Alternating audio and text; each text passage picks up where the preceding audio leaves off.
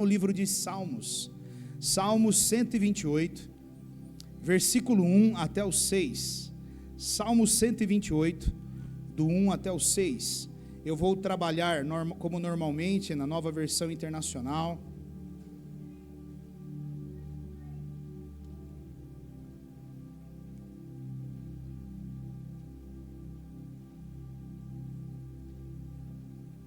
Amém? Posso partir? A palavra de Deus, ela diz assim, como é feliz quem teme ao Senhor, quem anda em seus caminhos. Você comerá do fruto do seu trabalho e será feliz e próspero. Sua mulher será como videira frutífera em sua casa. Seus filhos serão como brotos de oliveira ao redor da sua mesa. Assim será abençoado o homem que teme ao Senhor. Que o Senhor o abençoe desde Sião, para que você veja a prosperidade de Jerusalém todos os dias da sua vida, e veja os filhos dos seus filhos. Haja paz em Israel. Amém? Feche os teus olhos, vamos orar. Querido Pai, fala conosco nesta noite, através da Tua palavra. Senhor, nós estamos aqui, Senhor, e há uma expectativa em nosso coração, para que o Senhor fale conosco, Pai. Espírito Santo de Deus, ninguém melhor do que o Senhor, para conhecer o interior de cada um de nós.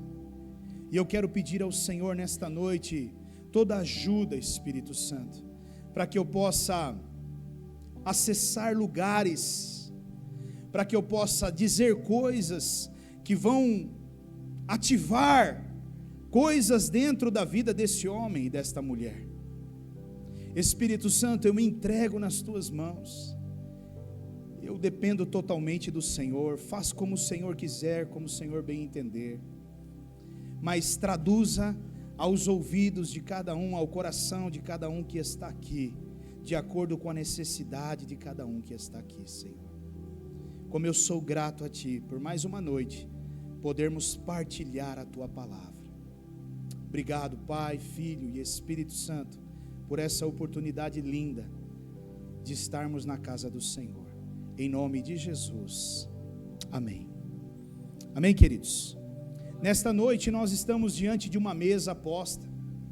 Essa mesa, ela simboliza uma mesa posta para mim e para você. Nós estamos diante de um memorial, de um sacrifício vivo de Jesus, para que eu e você pudéssemos nesta noite estar aqui, e não só estar aqui e termos aqui uma cadeira separada para mim e para você, como um pai que faz uma grande mesa, uma imensa mesa, e coloca várias cadeiras, e todas essas cadeiras são colocadas exatamente para que cada um dos filhos se sente nessas cadeiras e partilhem junto com o Pai dessa mesa preciosa que o Senhor preparou para nós nesta noite.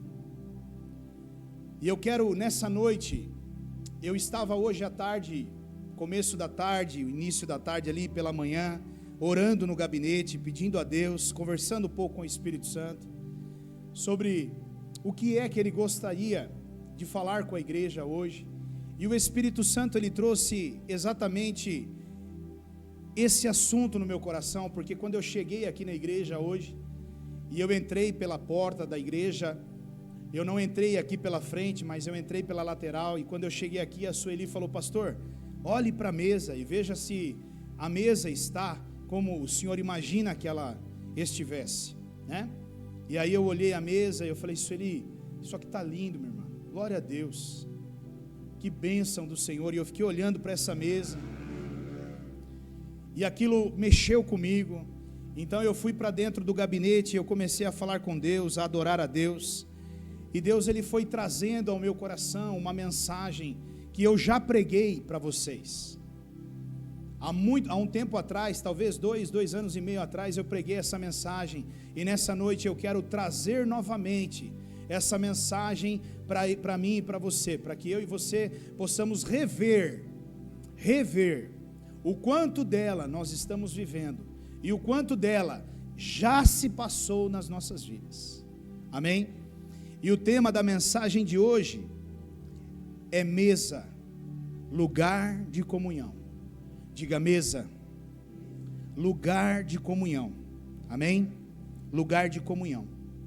A mesa, queridos, ela tem um valor muito grande para Deus.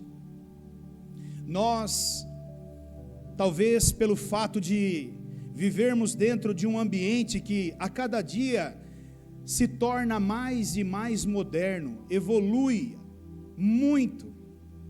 As mesas dentro dos lares, com o passar do tempo, ela deixou de ser mesa e ter a utilidade de mesa, e ela se tornou um adorno que passa a embelezar uma residência.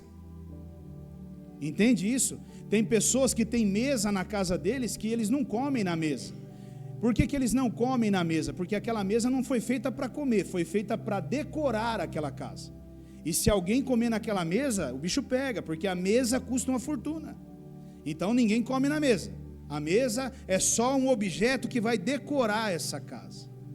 Então essa evolução, ela fez com que muitas famílias passassem a entender o significado da mesa, ou deixassem, ou esquecessem a importância da mesa dentro de um lar. O quanto é profundo essa mesa. E por que eu comecei falando para você que há uma mesa posta? Porque você precisa entender que Jesus, Ele valoriza e muito esse negócio por nome mesa. E é por isso que Ele disse aos discípulos, enquanto eles estavam participando da última ceia, Ele disse: essa será a última ceia que eu terei com vocês, mas a próxima todos nós nos encontraremos assentados a uma mesa, porque mesa é um lugar de comunhão, e eu e você precisamos rever isso na nossa vida.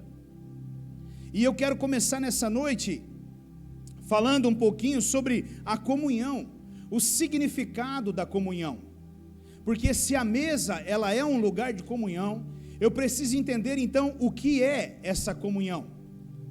E comunhão, queridos, ela é uma palavra grega chamada koinonia.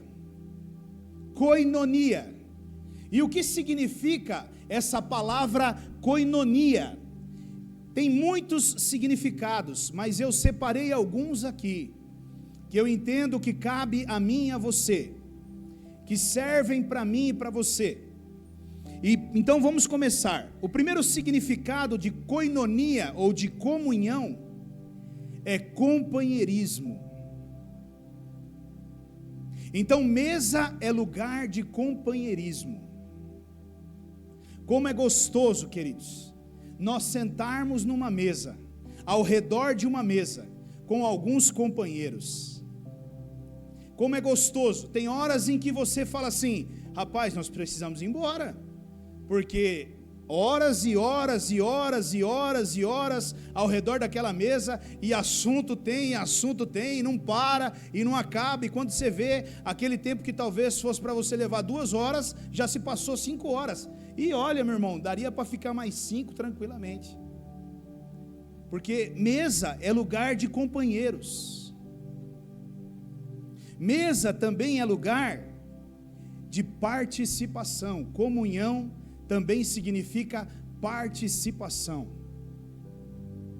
É onde eu partilho, é onde eu participo, é onde eu coloco a minha opinião, é onde eu converso.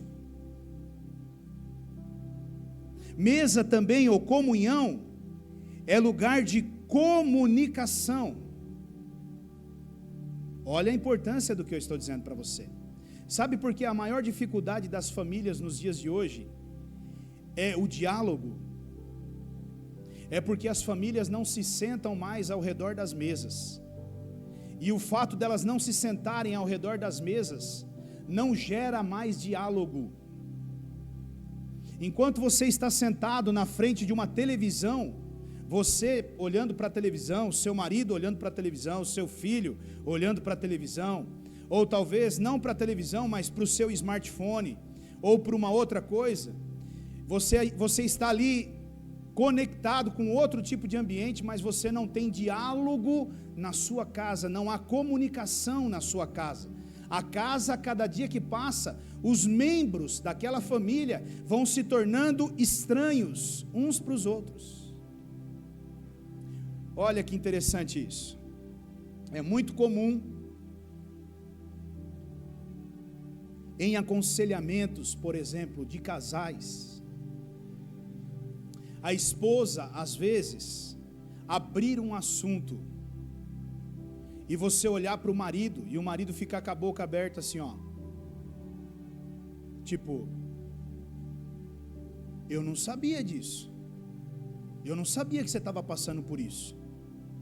É muito comum o marido abrir determinadas coisas e a esposa ficar assim, ó,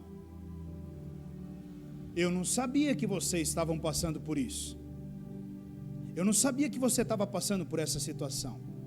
Por quê, queridos? Porque não há mais dentro dos lares comunicação. E o fato de não se comunicar, cada um se fecha no seu mundo e sofre calado. Mas só que esse sofrer calado, mais cedo ou mais tarde, trará consequências ao seu casamento. Mais cedo ou mais tarde, estoura, explode, porque ninguém aguenta ficar o tempo todo sofrendo calado, sem se expor, e quando normalmente se expõe, já se expõe destruindo tudo. Então, queridos, a mesa ela foi feita para isso, para haver comunicação. Comunhão também significa ter em comum. Ter em comum. O que é ter em comum? É saber tudo o que está acontecendo dentro do meu lar, é saber o que está acontecendo dentro da minha família, como que está o meu filho, ele está bem, ele está passando por algum problema, como que está minha esposa, como que está meu marido, como que nós estamos, como que as coisas estão dentro da nossa casa. A comunhão, ela faz parte disso, ter em comum. Você sabe hoje o que acontece dentro da tua casa, você está integrado de tudo que ocorre dentro da tua casa, você sabe dos diálogos que o seu filho tem com a mãe dele, que muitas vezes os filhos normalmente escolhem as mães para abrir os seus problemas, porque nós pais somos um problema, nós pais somos um problema, a verdade é essa. Eu estava quarta-feira, acho que foi quarta-feira, eu saí, peguei o Isaac na escola, e aí ele entrou no carro, eu vi que ele não estava legal, eu vi que ele estava com um semblante meio derrubado. Aí eu falei para ele, o que aconteceu, cara? Aí ele falou para mim, não foi nada não, pai. Eu falei, cara, o que aconteceu? Estou vendo que você não está legal, que você não está bem. Não foi nada não, pai, não foi nada não. Eu falei, cara, bicho, não tem jeito, nós vamos ter que chegar num denominador aí, cara. Eu estou vendo que você não está bem, você vai ter que abrir isso aí, cara. E aí ele falou, não foi nada não, e a gente andando. Aí ele pegou e falou assim para mim, acho que ele pensou ali no canto dele e falou para mim assim, se eu falar para você, você vai ficar bravo? Eu falei, não, cara, tranquilo, pode falar que vai ficar tudo certo. Vai ficar suave, né? Aí ele pegou e falou, não, pai, eu tirei 6.2 numa prova. Aí na hora, irmãos, eu pensei, abro a porta e jogo fora agora, converso, encho de porrada, o que eu faço, meu Deus, né? Aí ele pegou e aí ele começou a chorar na hora já, começou a chorar, cara, isso o que, pá. Esses dias ele anda meio emotivo, ele está assistindo um filme aí do rádio aí, eu até aconselho vocês a assistirem, meu nome é Rádio, o moleque tá no rádio, agora é rádio, o cara é o rádio, aonde eu vejo ele está falando do rádio, o rádio, né? Então ele chora muito, mas aí ele começou a chorar, eu falei, cara, faz parte. Você errou, você sabia que você tinha que estudar. Sua mãe e eu pegamos no seu pé demais. Ontem, nós falamos para você estudar e você não estudou o quanto você deveria. E agora, campeão, você vai ter que estudar o dobro para você poder recuperar essa nota. Quem foi o prejudicado nisso tudo? Aí ele falou, não, tudo bem, pai, eu vou estudar, está errado mesmo, tal. Mas o que eu digo é isso, nós, pai, nós temos uma dificuldade enorme de receber esse tipo de notícia e reagir da forma certa. Nós normalmente já tomamos outras atitudes, né? E muitas vezes isso vem e bloqueia, ou muitas vezes a própria esposa, ela nos impede, maridos, de ouvir determinadas coisas, porque já sabe a nossa posição. Mas nós precisamos entender, maridos, que nós temos que ter coisas em comum dentro da nossa casa. O problema dos nossos filhos é nosso problema. O problema da nossa esposa é nosso problema. O nosso problema é problema dos nossos filhos e também da nossa esposa. Nós precisamos entender isso, irmãos. Homem, ele só fala que ele tem problema na hora que o pé está caindo, que a orelha está caindo, o pescoço está caindo, o braço está caindo, na hora que ele não consegue andar mais. O que está acontecendo? Não, está tudo bem, está tudo zerado. A perna já não mexe mais. A pessoa está olhando, está vendo. Mas, irmãos, nós precisamos aprender a quebrar isso tudo. Amém? A comunhão, ela também significa sintonia no modo de pensar. Sintonia no modo de pensar. Uma casa que pensa igual. Uma casa que tem o mesmo pensamento. Uma casa que tem a mesma visão. A mesa, ela traz esse tipo de ambiente, ela ajusta esse ambiente para que todos tenham uma mesma visão. Uma casa dividida com duas visões, querido, ela não subsiste. Certamente ela é alvo de Satanás e ele vai destruir uma família. Amém? Então, também é sintonia no modo de agir. Comunhão também é sintonia no modo de agir. Todos estão agindo na mesma direção. Agora, isso é comum dentro dos lares? Não, queridos. Meu irmão, como pastor, eu vejo coisas que às vezes é duro, né? Por exemplo, sintonia no modo de agir.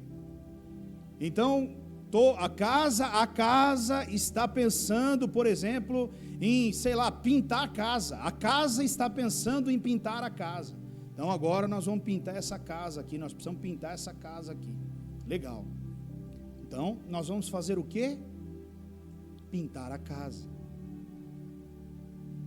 Aí, chega de tarde em casa, às vezes a esposa, às vezes o marido, feliz da vida, sorrindo, até a orelha, de orelha em orelha, sorrindo. Encosta o carro e tira lá de dentro uma televisão de 70 polegadas. Agora chegou meu sonho de consumo, aleluia. E nós vamos poder assistir o Netflix e não sei o que, bababá. Qual que era o plano, irmãos? Pintar a casa. E o cara ainda espera, ou a esposa ainda espera que o marido, ou que a esposa comemore com ele. A vontade dela era estourar a televisão, botar fogo nela, sem entrar dentro da casa. Ela só não pode fazer isso porque é prejuízo. Então tem que deixar entrar. Mas esse é um desafio enorme. Por quê? Porque, infelizmente, as famílias, elas não estão tendo mais o mesmo modo de agir. E você precisa repensar isso, meu irmão. Sabe por que não acontece isso? Porque as famílias não sentam mais ao redor da mesa e conversam. O que é que nós vamos fazer agora? Qual é o próximo passo, minha esposa?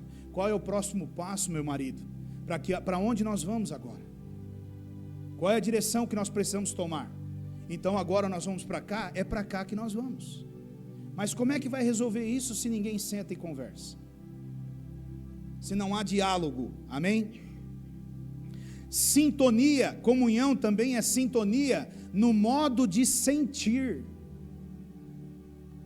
Olha a profundidade do que eu estou dizendo. Sintonia no modo de sentir. Sentir o que o outro está passando, ou sentir o que o outro está tentando te passar. Porque normalmente para nós homens, o que a mulher está tentando passar tem um nome. Ele tem um adjetivo. Sabe qual que é o adjetivo? Frescura. Isso é frescura. Tem tudo, recebe do bom e do melhor, e é tudo bom, e tem isso e tem aquilo, e tudo é maravilhoso e perfeito, e isso é só frescura. E a hora que ele chega no trabalho dele, e ele vai conversar com um amigo de trabalho, e ele fala tudo isso, qual que é a resposta do amigo de trabalho dele para ele? É verdade, eu também tenho uma lá, que é a mesma coisa. 2. Aí ele vem em busca do homem de Deus, porque o homem de Deus, ele deveria agir diferente. E aí ele vem no homem de Deus, e ele fala: homem de Deus, a situação é assim, assim. Rapaz, é complicado, né? Eu também tenho uma lá em casa, é igualzinho, e é assim mesmo.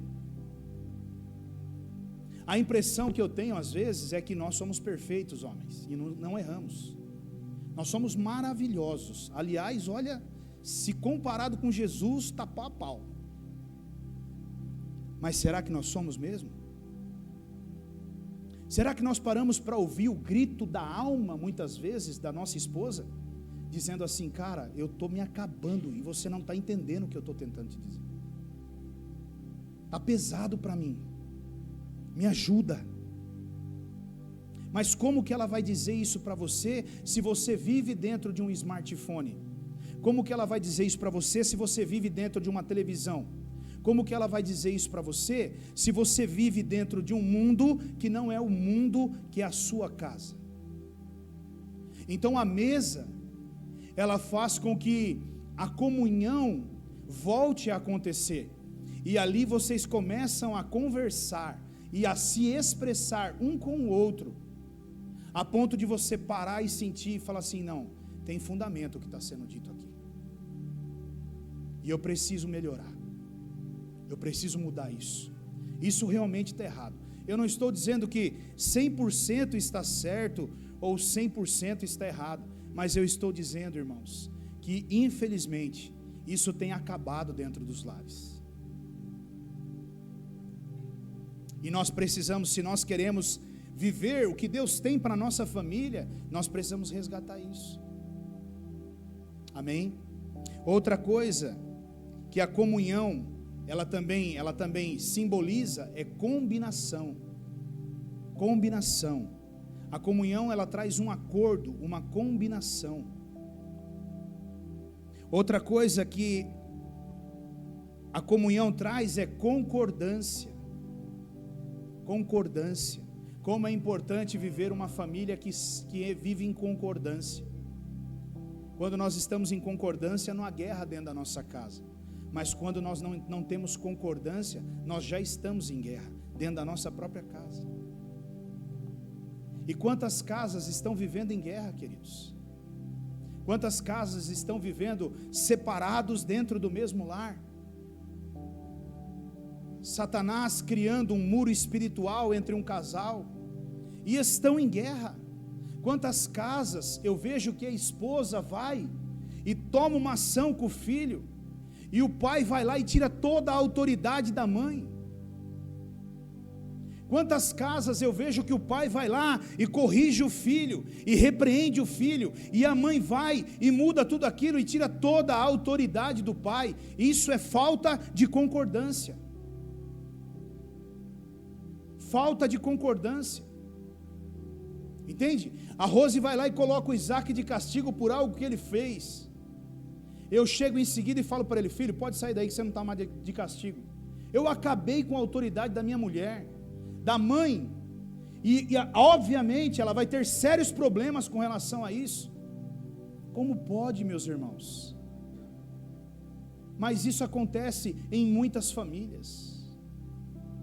Se foi severa demais, depois lá no quarto com a porta fechada, você conversa. Você pode até dizer: olha, eu acho que você foi severo demais, severa demais, não precisava de tudo isso, mas não tire a autoridade na frente do filho. Tem que haver concordância, concordância entre pais e filhos, entre filhos e pais. Uma casa, queridos, que não anda em concordância, certamente ela está em guerra. Ela está em guerra, amém? E comunhão também significa acerto. Acerto. Acertarmos as coisas. ajustarmos as coisas. Agora, sabe o que é perigoso e talvez o que mais me chama a atenção nisso tudo? É que tudo isso que eu acabei de dizer para você aqui agora, acontece quando uma família senta ao redor de uma mesa. E o que acontece com uma família que não senta ao redor de uma mesa? O oposto de tudo isso que eu te falei. O oposto de tudo isso que eu te falei. Uma família que não gasta tempo ao redor de uma mesa, ela não desfruta desse tipo de coisa. E é certo que ela está fadada ao fracasso. Ao fracasso. Ela pode até não haver uma separação, ela pode até não haver uma destruição, mas ela vai viver a vida toda se arrastando, e ela não vai conseguir desfrutar do melhor, da melhor felicidade, do bom, do perfeito e agradável que Deus tem para todas as famílias. Entenderam, irmãos? Agora, é interessante porque talvez muitos de nós podemos pensar da seguinte forma: pastor, é muito fácil para você dizer isso, porque nós temos uma ideia, interessante sobre isso. Sentar ao redor da mesa para nós é algo que nós desenhamos na nossa cabeça como perfeito. Então, Claudenice, tem uma imagem, a melhor imagem para mim aí, põe a melhor imagem aí.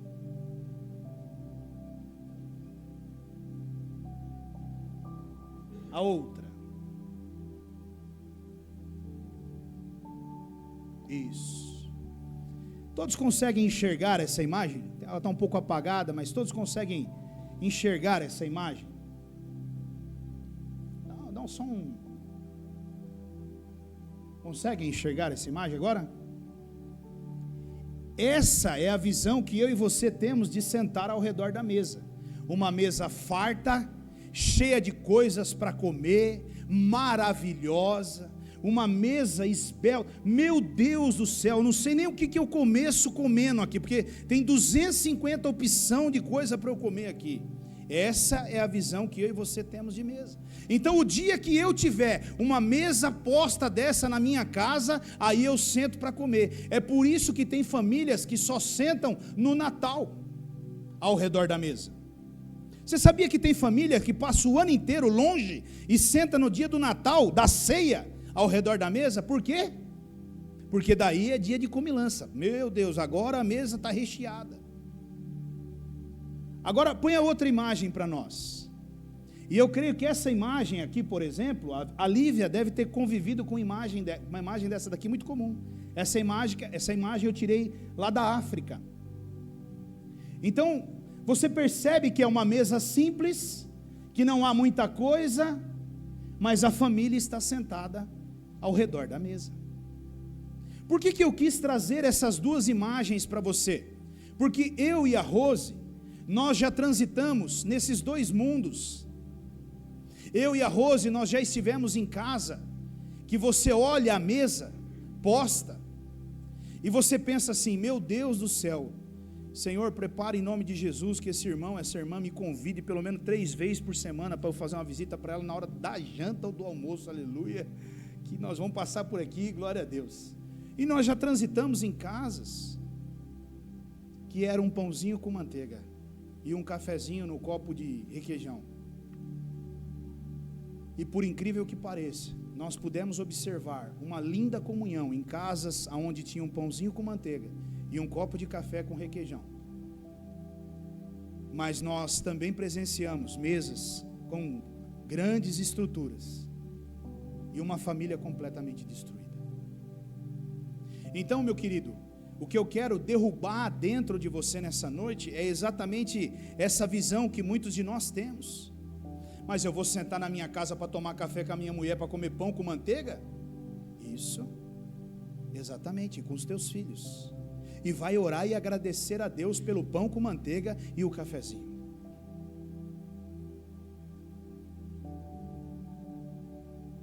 E se você naquele dia tiver a oportunidade de ter algo mais, glória a Deus também. A questão não é o que comer, meu irmão. A questão é o propósito de se sentar ao redor da mesa. Eu e você temos que criar oportunidades para que a nossa família se assente ao redor da mesa. Eu e você temos que ser sábios. Na nossa casa tem que ter ambientes como esse. Eu não sei, meu irmão, eu sei que cada um de nós trabalhamos. Muitos trabalham, o marido e a esposa trabalham. Durante a semana tudo é muito corrido.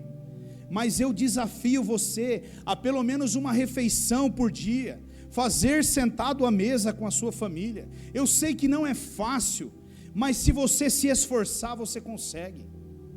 Mas eu desafio você a algo mais ainda. A maioria de nós não trabalhamos aos sábados. Alguns trabalham aos sábados, mas trabalham ali até 2 horas da tarde, outros até meio-dia, outros até 4 horas da tarde.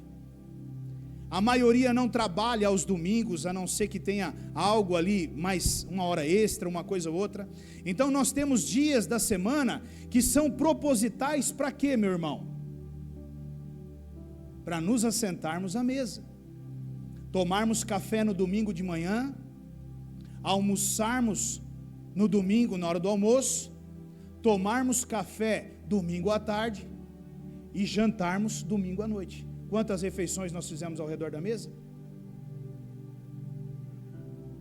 4.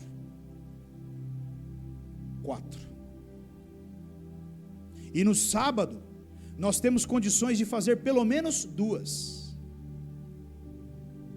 Eu amo sexta-feira à tardezinha, quando eu termino as minhas coisas e eu chego em casa e eu sei que lá vai rolar um cafezinho. Vai rolar o cafezinho, filé, antes da gente vir para a vigília, né? E lá em casa nós compramos uma massa de pastel e a Rose. Quantos aqui são da geração que comia orelha de padre? É, legal, né? Gostoso. É? Só não, cara, que isso, cara, eu sou dessa geração, cara. Só que na nossa época, a minha mãe, a minha avó, elas faziam a massa de pão mesmo, né? E elas fritavam ali a massa de pão. Hoje dá muito trabalho fazer a massa de pão e tal. Então a gente improvisa lá em casa, a gente compra a massa de pastel e a gente frita a massa de pastel. E vira uma orelha de padre meio paraguaia, mas vira. Glória a Deus. E nós sentamos toda sexta-feira e comemos, tomamos um café juntos. E eu priorizo muito, pelo menos os cafés da manhã em casa, juntos.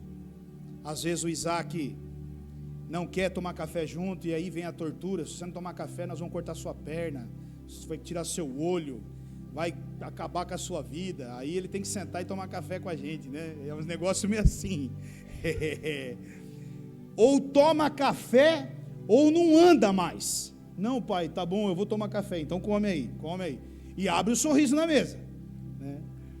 Para começar é assim, mas depois não quer sair da mesa, né? Quando você vai compartilhando e conversando. Então, queridos, priorize isso na vida de vocês. Sente na mesa, sente ao redor da mesa e converse. Abra uma pergunta, diga: como você está? Como foi seu dia? Quais são os seus problemas? Eu posso te ajudar com alguma coisa? Filhos, sentem com seus pais, ouça seus pais. Nós estávamos falando com Isaac há dias atrás, vocês não ouvem seus pais, porque vocês acham que o pai de vocês é ultrapassado, a mãe de vocês é ultrapassado. Eu também tive a idade de vocês e eu pensava igual, e eu tomei um monte de porrada na vida, para entender que eles têm um monte de sabedoria que eu não tenho. Então vocês estão tendo a oportunidade, sente com seus pais, ouça o que eles têm a dizer, ouça com carinho, com atenção o que os seus pais estão dizendo. Filhos, preste atenção, vocês estão tendo essa oportunidade ainda, coloquem em prática. Amém? E talvez você possa perguntar assim: nossa, pastor, mas a mesa é tão importante assim mesmo, pastor? Mas de verdade é tão importante assim? Olha o que está escrito lá em Salmos 128:3. A sua mulher será como videira frutífera em sua casa, e os seus filhos como brotos de oliveira ao redor da sua mesa. Olha a importância disso, queridos.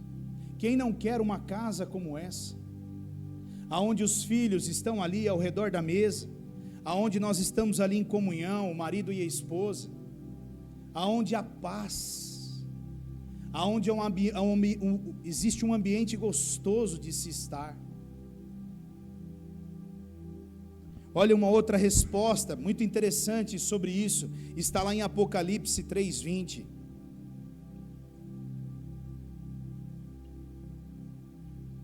Eis que eu estou à porta e bato.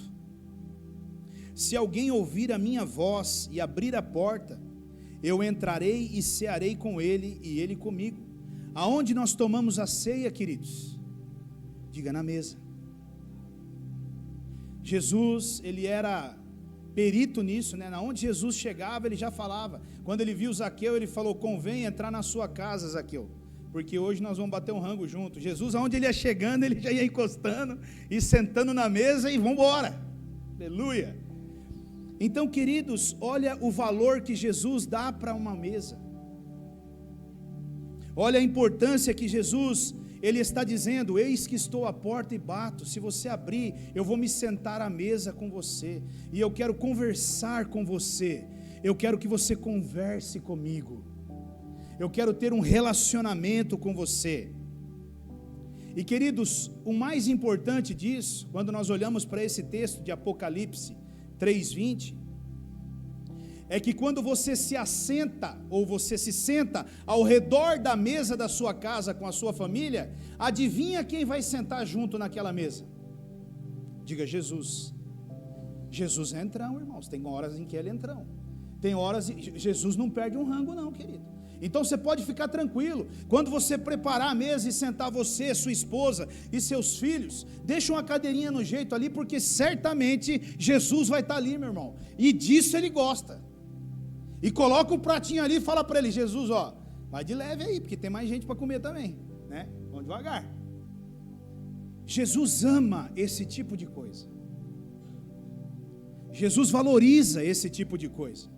Mas infelizmente nós temos perdido isso, por conta dessa modernidade que tem invadido a nossa vida. A correria, o tempo nós não temos mais. Eu tenho compromissos em cima de compromissos. Meu irmão, escute bem: não há compromisso importante que possa substituir uma família sentada ao redor de uma mesa, conversando e dialogando. Não há. Ainda que você tenha muito, mas muito dinheiro, ainda que você abra mão de sentar à mesa com a sua família para ganhar muito dinheiro, eu te garanto, lá na frente, todo esse dinheiro que você ganhou, você vai gastar cuidando dos seus filhos, da saúde emocional dos teus filhos, porque você se ausentou. E é isso que eles precisam hoje. Uma família que senta ao redor de uma mesa e tem diálogo e tem comunhão, você pode analisar que os casos de depressão são zero. Uma família que senta ao redor da mesa e tem diálogo, você vai perceber que não há necessidade mais de terapia. Na nossa época, a terapia tinha nome, chamava-se Havaianas de Pau. Quantos aqui conhecem Havaianas de Pau? Hoje eu tô nostálgico, né? Quantos aqui conhecem Havaianas de Pau? Isso aí. Para os jovens, os mais jovens aí, ó, vocês são todos jovens, Havaianas de Pau. Mãe, não sei o que lá. Vem cá, filho, eu vou trazer a terapia para você. Pau! Já era. E, meu irmão, não pensa você que nós... eu preciso conversar com um psicólogo, porque meu pai deu uma havaiana de pau. Se você falasse para ele: eu quero falar com um psicólogo, adivinha o que vinha de novo? Havaiana de pau. Mas hoje não, eu faço 4 horas por semana de terapia, e eu preciso muito de algumas coisas, eu tomo alguns remédios. Eu estava vendo esses dias os caras brincando, né? Hoje as crianças já nascem com intolerância à lactose. Nasceu com intolerância à lactose. Irmão, nós comia lactose, nós comia ovo batido com açúcar, o negócio era louco, irmão. O que tinha de salmonela no meio daquilo ia com pau, e está tudo certo. Não, você não quer uma bolachinha? Não posso, eu tenho intolerância à lactose. Oh meu Deus, imagina daqui a 10 anos, irmão, como é que vai ser esse mundo que nós estamos vivendo. Pensa bem. Não precisa de terapia. Quando uma família senta ao redor de uma mesa, não é necessário terapia. E eu não estou aqui menosprezando psicólogo, terapeuta. Eu não estou aqui desvalorizando quem faz a terapia. Não é isso que eu estou dizendo. Mas a ausência dos pais na vida dos filhos é que está gerando filhos que precisam de terapia. A falta de diálogo de um pai com o filho, a falta de tempo de qualidade de um pai, de uma mãe com o filho, é que gera a necessidade de um terapeuta. Alguém que vai falar para o seu filho aquilo que você nunca falaria. Mas é mais fácil terceirizar isso do que assumir o meu papel de pai e de mãe. Então eu entrego para um terapeuta e ele resolve o BO. Só que não está resolvendo, querido. Lá na frente você vai ter outros problemas. Amém? Então, uma família que senta ao redor da mesa e conversa, não vai ter essa necessidade de terapia, não vai haver esses quadros de depressão que nós estamos vivendo hoje. Se nós pegarmos hoje essa juventude, essa geração que vem, queridos, todos eles estudam em boas escolas, todos eles têm vontade, todos eles têm tênis muito bons. Às vezes eu vou pegar o Isaac na escola ali, e você vê os garotos, as garotas entrando no carro dos pais. Você olha e você fala assim, todos eles têm do bom e do melhor. Eu e você, meu irmão, para ter um tênis de marca, quanto precisou? O senhor trabalha, filho. Teve muitos aqui que teve que trabalhar e trabalhar forte para ter um tênis de marca. E olha que teve que pagar no carnezão lá em Jundiaí, no DIC. Ó, hoje eu tô nostálgico, minha mãe. Pega aí, irmão! Aleluia! Pelo amor de Deus, né? Você é louco. É isso aí, isso aí. Aqui é a raiz, irmão, glória a Deus. Vamos embora, vamos progredir, aleluia. Mas era verdade, é verdade, meus irmãos, era uma luta muito grande. Nós sabemos que os nossos pais tinham muita dificuldade de comprar as coisas para nós. Mas hoje, eu vejo uma geração que tem tudo. Mas você pergunta para ele, você está feliz? Não, ele está deprimido, ele pensa em se matar, em tirar a própria vida. Nada está bom para ele. Tem alguma coisa errada, irmão. E sabe o que está errado? O que está errado é eu e você, como pais, como patriarcas da nossa família, estabelecermos na nossa casa, vamos sentar ao redor da mesa. E aqueles que são mais idosinhos, porque nós temos idosinhos aqui no nosso meio, que não é o meu caso, aleluia. Aqueles que são idosinhos, os filhos já casaram, e aí às vezes tem marido, tem genro, nora, e aí nós já entramos num outro ambiente, né? Alguns têm até netos, vários netos, tem uns aí que são novos e tem vários netos, não vamos falar nome, mas tem netos aí por aí, mas tudo bem. Você como patriarca da sua casa, você tem que estabelecer, hoje é dia da mesa aqui em casa. Mas o seu que, aqui quem manda sou eu, continuo mandando e vou mandar até o fim. E todo mundo vai colar aqui em casa e cada um traz um pouco de comida também, porque não vem de mão abanando não. Chega trazendo as paradas aqui e vai sentar aqui ao redor da mesa e nós vamos ter um tempo de comunhão aqui. Irmãos, nós precisamos resgatar determinadas coisas que estão se perdendo no nosso meio. Diálogo é o que está destruindo a humanidade hoje. Diálogo é o que está destruindo a família hoje. Casais não conversam mais. Casais estão virando adversários um do outro. É guerra dentro da casa. Não é parceria, é guerra.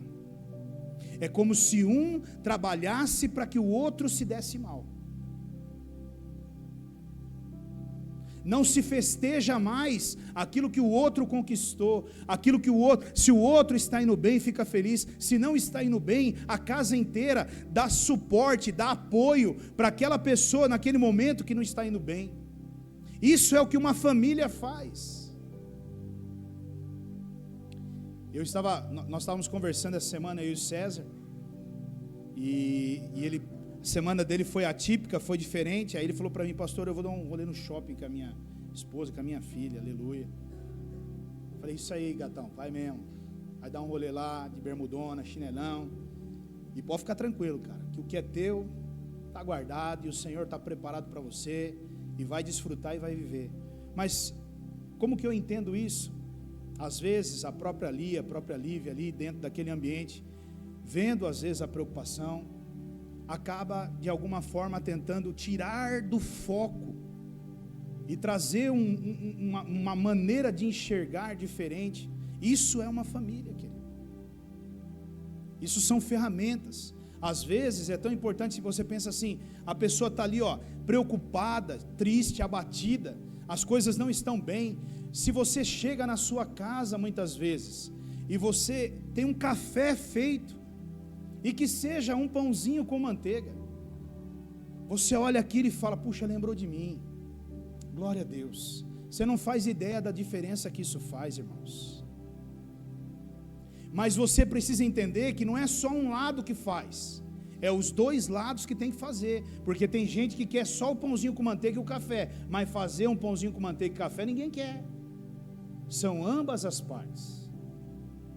São ambas as partes. Amém? Eu separei aqui algumas coisinhas involuntárias, simples, que acontecem dentro de um lar que se assenta ao redor da mesa. Presta atenção, isso é involuntário. Você nem percebe quando uma família decide se sentar ao redor da mesa. Esse tipo de coisa acontece involuntariamente. Você não planejou isso, mas isso acontece. A primeira delas é tradição. Diga tradição. Tradição é algo que passa de geração para geração.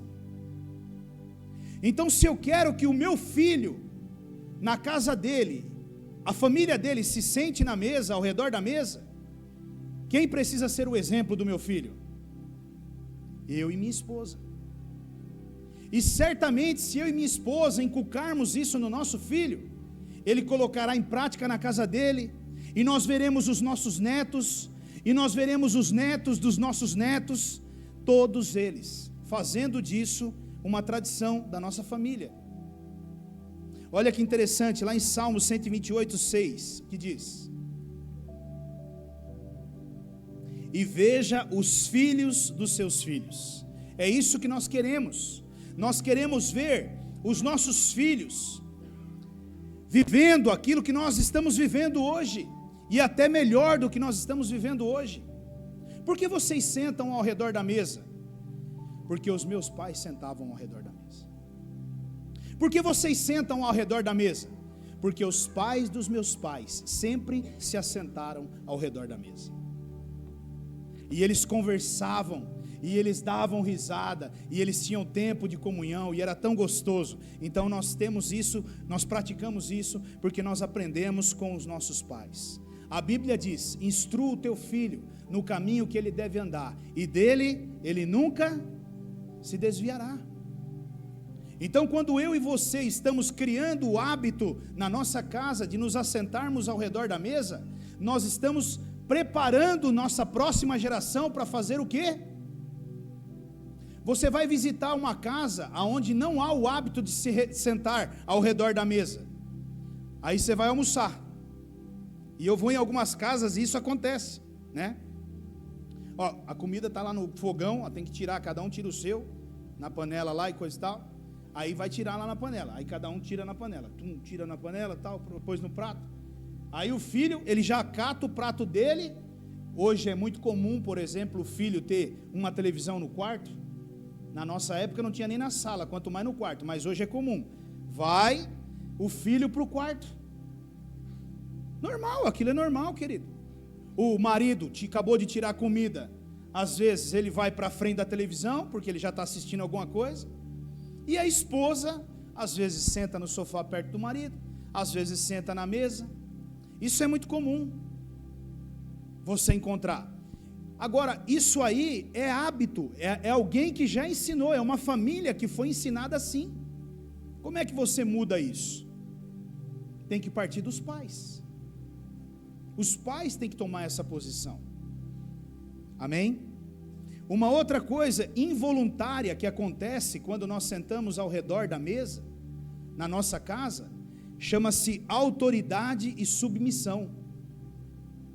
Quando nós sentamos ao redor da nossa mesa, na nossa casa, nós estamos ensinando nossos filhos sobre autoridade e submissão. Olha o que Salmo 110:1 diz: o Senhor disse ao meu Senhor: senta-te à minha direita, até que eu faça dos teus inimigos um estrado para os teus pés. Sentar à direita significa compartilhar das mesmas coisas que o Pai. Sentar à direita significa partilhar daquilo que o Pai partilha. Também sentar à direita quer dizer dar continuidade naquilo que o Pai está fazendo. Também quer dizer sentar naquela cadeira principal futuramente. Então, na minha casa, na minha direita senta o meu filho, e na minha esquerda senta a minha esposa, e na cadeira do rei, aleluia, sento eu. É brincadeira, misericórdia, né? Agora as irmãs já entram de voadora, né? Brincadeira, irmãs, para com isso. É porque a mesa é daquele jeito, tem que sentar assim, nada disso, né? Mas brincadeiras à parte. O Isaac senta à minha direita, e ele sabe muito bem que aquela cadeira ali, ele não senta. Ele senta quando eu não estou em casa. Se eu não estiver em casa, ele tem o direito de sentar naquela cadeira, porque aí ele é o homem representante da casa, e aí ele pode sentar. Do contrário, vaza, vai para o teu lugar, rapaz.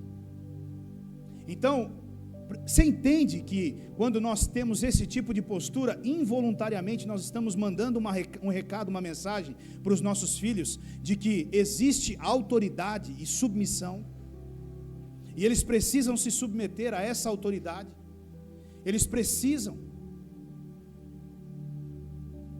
Agora, como que nós queremos ensinar para os nossos filhos autoridade e submissão, se nós não ensinamos coisas básicas dessas? Irmãos, nessa geração nossa aqui está tranquilo, mas na geração antiga, eu conheço pais que, se o filho sentasse na cadeira, irmão, cabeças rolavam.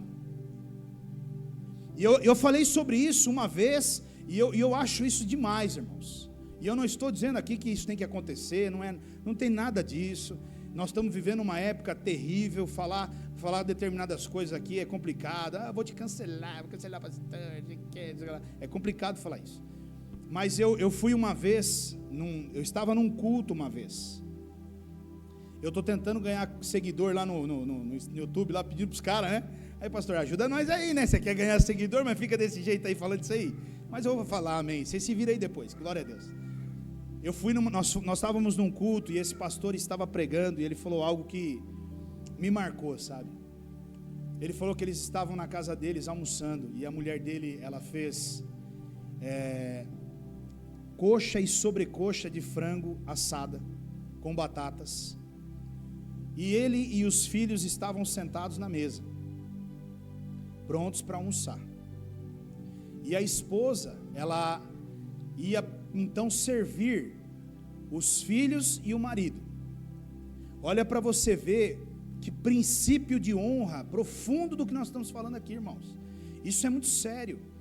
Olha o tipo de esposa, né? E eu não estou aqui criticando a você, e eu também não estou trazendo a sardinha para os homens, porque tem homem que não merece nem ser servido, merece uma colherada no pé da lata e malemar, mas tudo bem.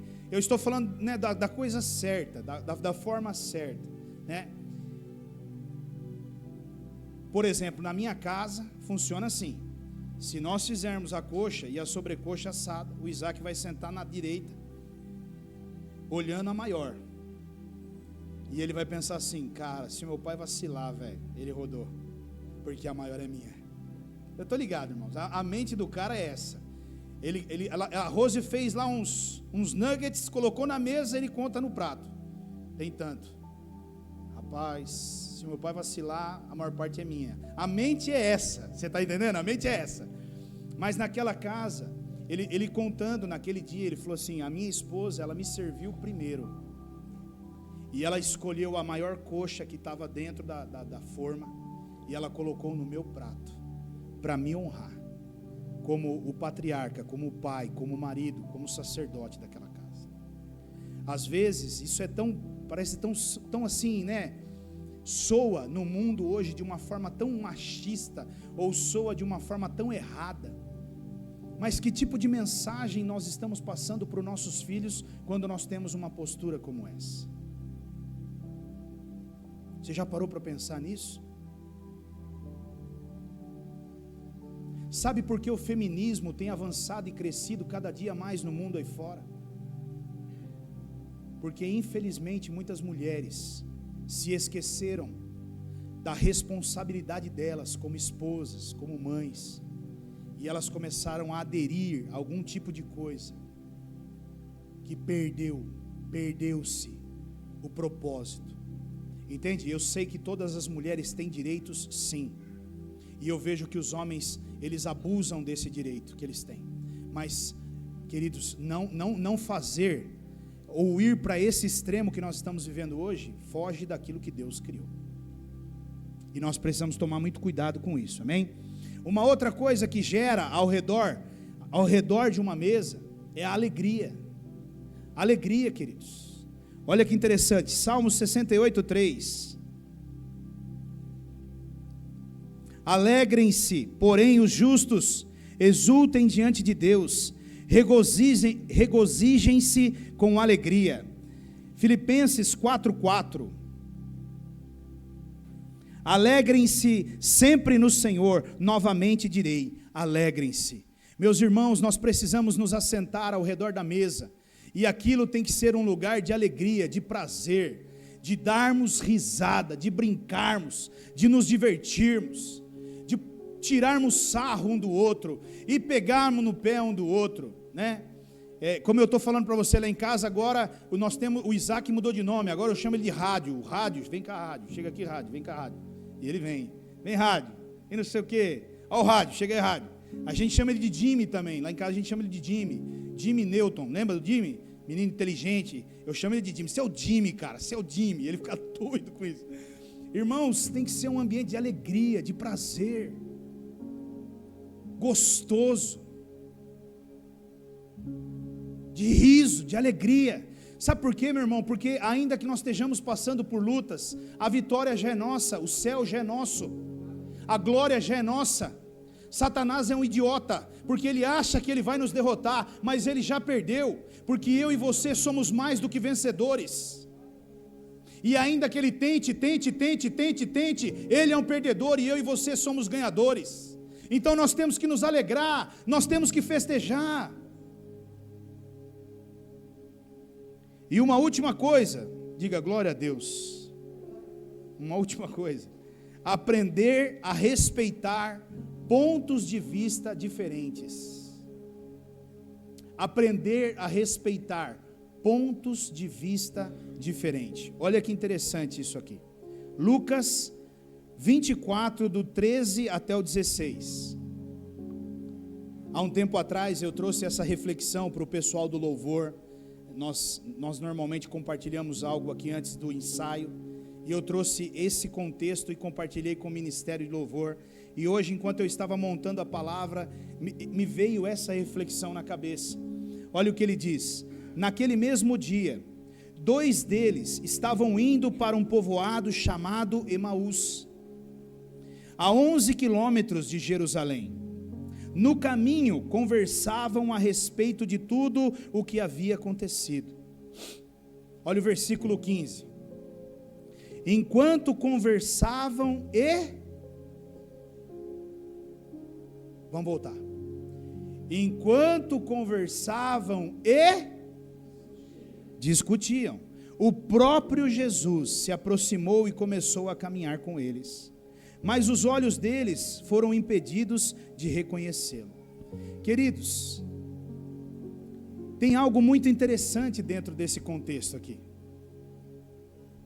Perceba uma coisa, esses dois discípulos, eles estavam caminhando juntos, trocando ideias e falando acerca do acontecido. Mas em um determinado momento, essa conversa se aqueceu um pouco mais, mudou do tom da conversa para o tom da... Mas sabe o que é mais lindo? Eles discutiam, mas eles não se afastavam, queridos.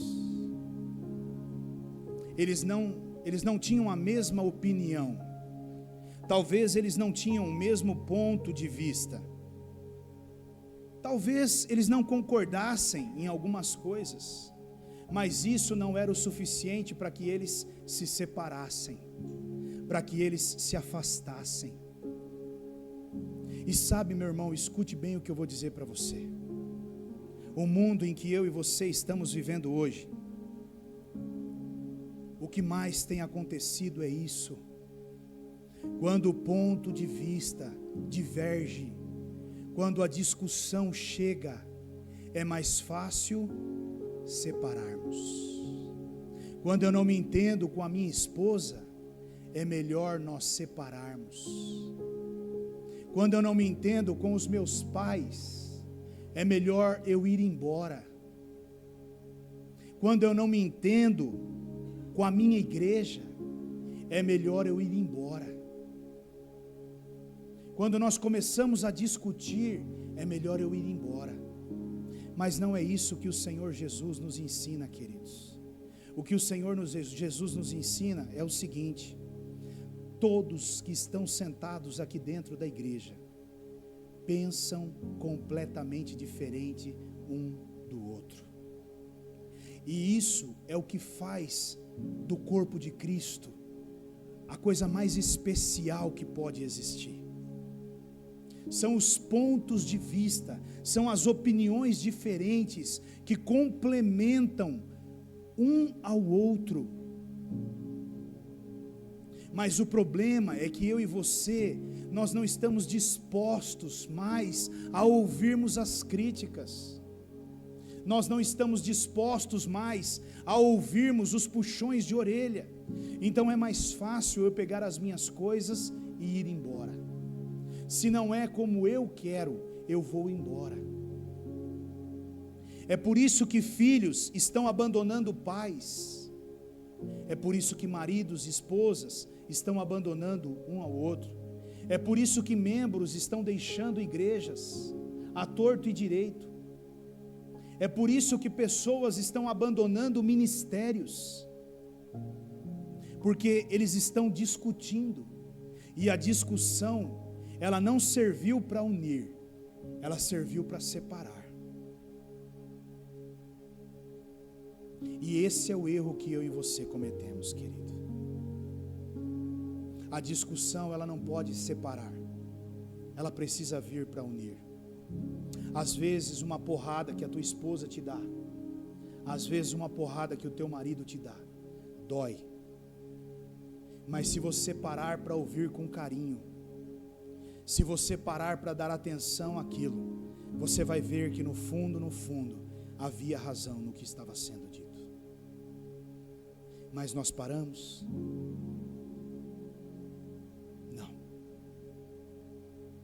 Não, nós não paramos. Pare para ouvir o que o outro está dizendo. Pare para ouvir o que o outro está dizendo. Ainda que sejam palavras duras, ainda que não seja a melhor forma de se colocar, pare para ouvir de verdade. Sabe, querido, se abra para receber o que o outro está falando.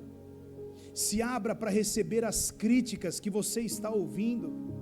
Se abra para recebê-las de verdade. Acolha as críticas. ainda que seja duro, acolha, porque se a pessoa ama você, ela vai falar coisas para você que muitas vezes vão ser duras, mas é para o seu bem. Uma última coisa, seja humilde e aceite que nós erramos muito mais do que acertamos. Seja humilde, querido. Você vai errar muito mais do que acertar. Essa é uma verdade que eu e você temos que carregar na nossa vida. Eu e você certamente iremos errar muito mais do que vamos acertar. Pare de ser orgulhoso. Pare de ser prepotente. Seja humilde. Escute o que o outro está falando. Dê espaço para que o diálogo aconteça. Abaixe a bola. Abaixe a sua arrogância, a sua prepotência. Saia do pedestal que você está e esteja na mesma altura do que aquela pessoa e ouça o que ela tem para te dizer. Certamente isso vai mudar a sua vida, vai mudar a minha vida. Amém, querido? E tudo isso vem da onde, meu irmão? Diga, da mesa. Da mesa que eu tenho na minha casa. Diga, da mesa que eu tenho na minha casa. Eu preciso usar a mesa que eu tenho em casa. Diga, eu preciso usar a mesa que eu tenho em casa. Você não tem que usar a mesa que você tem na sua casa quando o pastor vai na sua casa. Quando o pastor vai na sua casa, se você quiser dar comida para ele sentado no chão, você pode dar, que o pastor é de boa. Mas se você priorizar o pastor sentar na mesa da sua casa e não priorizar a sua família, você está errado. Muito mais importante do que o pastor é a sua esposa, é seu marido e seus filhos, seu pai e sua mãe. Amém? Feche os teus olhos.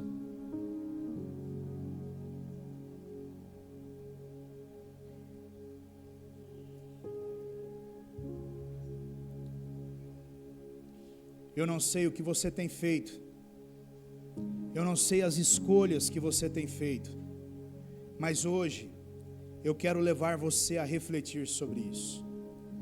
Eu quero novamente levar você a refletir sobre isso. Volte para a sua casa e coloque a sua mesa em prática. Volte para a sua casa. E ainda que seja só você e seu marido, ainda que seja só você e seu filho, não importa. Coloque a mesa para funcionar na sua casa. E que essa mesa não seja um lugar de acusação, que essa mesa não seja um lugar de críticas, de destruição, que essa mesa seja um lugar de comunhão, querido, de comunhão, de olhar afetivo, de ouvidos abertos, um lugar de empatia, de amizade, um lugar de cura. Pai, nesta noite eu intercedo por esta igreja. Pai, nesta noite eu intercedo por esses irmãos que estão aqui, mas eu intercedo também por aqueles que estão me ouvindo nesse momento e irão me ouvir, Deus.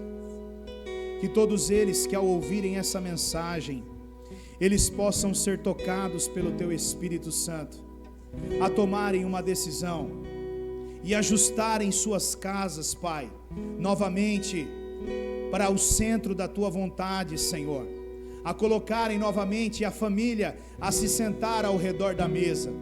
Senhor, eu oro, Deus, para que amanhã, Senhor, nos lares aqui representados, essas famílias se assentarão ao redor de uma mesa, Pai. Eu oro, Deus, para que o Senhor restaure o diálogo. Eu oro, Deus, para que o Senhor traga cura para os casamentos que estão abatidos, feridos, machucados, meu Deus. Eu oro nesta noite para que o Senhor traga restauração para as famílias desta igreja, Deus, através da mesa posta, Pai. Em nome de Jesus. Em nome de Jesus. Aleluia.